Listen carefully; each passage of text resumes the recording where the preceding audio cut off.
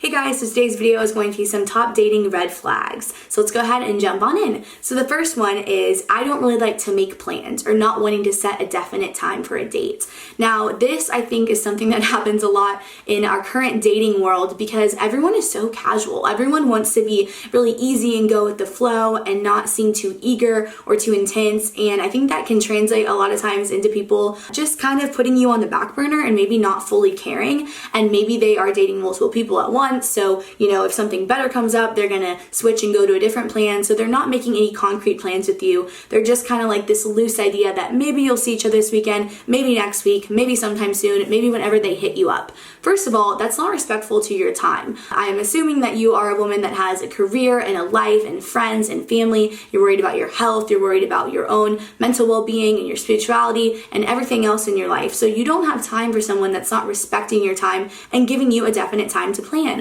Also, as women, of course, we like to plan. We like to know and get ready for a date. I think it's really rude when a guy would just hit you up on a Friday night randomly and hey, want to go out, and not give you any time to be planning that, to be ready for that. And then a lot of times I think that looks like maybe you were a last resort, maybe all their other options didn't pan out, so they kind of kept you on the back burner and then reached out to you when it was convenient. So I definitely think someone that doesn't like to plan or doesn't ever want to plan a date, maybe you just don't want to go on a date with them either, because I think that you deserve more respect than that and you deserve more effort than that. And that's really what it comes down to. Someone that is committing to their word, they can hold to their word, they're not flaky, and they show you that they are actually choosing a time and a place that they want to see you and sticking to it is something very attractive and something you should want in your dating standards. And I think that's a major dating red flag, especially early on, for sure early on. The next dating red flag is someone saying that their ex was crazy or they hate them or any very major show of emotion towards an ex. Now, obviously, as we get older, most people have probably had a serious ex.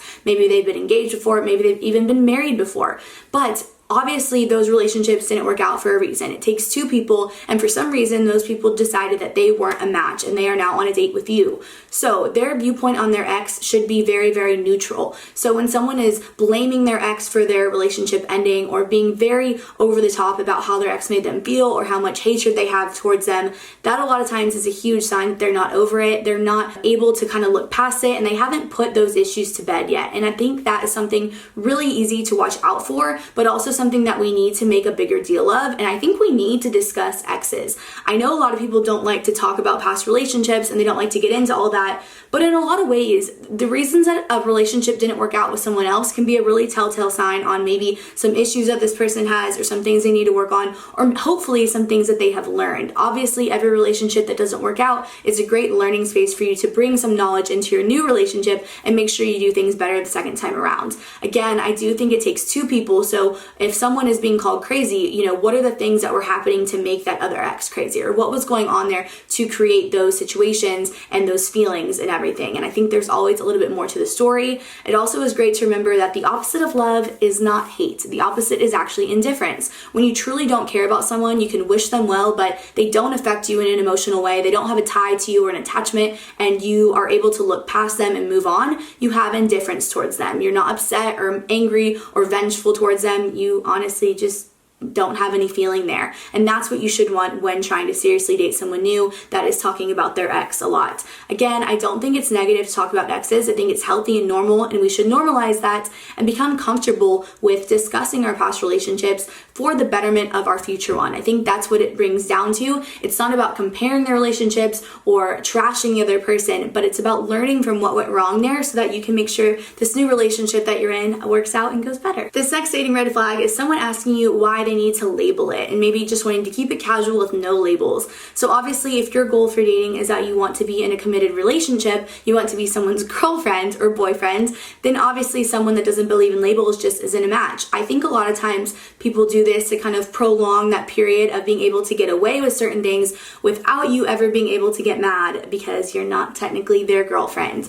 And this is something so sad and that I see happen to a lot of girls. They get very tied up in these situations that are very undefined and loose. And then of course something bad happens and they don't know how to feel because they are mad at themselves. They feel regretful that they didn't figure out what they were with this guy, what was really going on, where the boundaries were. And I think that's the biggest thing. If you're okay with things being very loose and undefined and having no labels, that's okay, but you have to make sure that that's truly what you want, because a guy saying that, I think, is just wanting to kind of have his cake and eat it too. Basically, being able to be with all the girls he wants, but then also have you on the hook because you can't be mad at him because you're not his girlfriend. And I think that's a little bit demeaning and also not something that you deserve. So if that's not what you want, it doesn't make you happy, then tell that guy that you don't believe in a labelless relationship. You are wanting to build a solid foundation with someone that truly sees your value and wants to be committed to you. And the last dating red flag is, why can't we just hang out at my place? Now, this is one that could be acceptable during COVID and the state of the world, but as things start to open up and everything, and especially with first dates, I mean, I think a first date could honestly be over FaceTime. Like, you don't need to actually be in person. Of course, that is the goal. You want to get there. But just going over to some guy's house and watching TV with him or Netflix and chilling is not a date. Again, it shows a lack of effort, a lack of maturity, and it also can put you in a position that you might not want to be in. If you don't know this person, you definitely don't want to just be going over to their house the first time that you meet them. I also think that this can be something that can happen later in relationships. Obviously, keeping up that intimacy and keeping up that excitement and learning about each other, experiencing things together, having different lessons being taught to the both of you is something very bonding in a relationship. So if you're getting caught in a cycle of just always hanging out at each other's houses and never going out and doing things together, that's a red flag. And that also could mean that maybe they don't want to be in public with you, or maybe they just don't want to spend money on you, or they don't want to spend that extra effort of planning a date for you. It's not that difficult to take someone on a picnic or go swimming or go on a walk or a hike or go to the animal shelter or go volunteer. There's so many different things that you can do that are cheap, easy, and not a lot of pressure, but still would be a fun date that's going to be getting you guys outdoors, getting you out in public, and having you bond and connect over things. So remember that you deserve someone that is planning dates for you, and I think it can also be something that goes back and forth. I think if you're in a dating phase and you guys are going on multiple adventures and you're trying to make it fresh and keep it fun and exciting, you should also be the one to plan some of the dates. Don't always put it on the guy and let him lead all of that. I think it can be something that goes back and forth, and that can create a really great foundation and a fun dating experience. So those are some of my top dating red flags. Let me know if you think of any other ones. I would love to add to them in the comments, and I'll see you guys in the next video. Bye.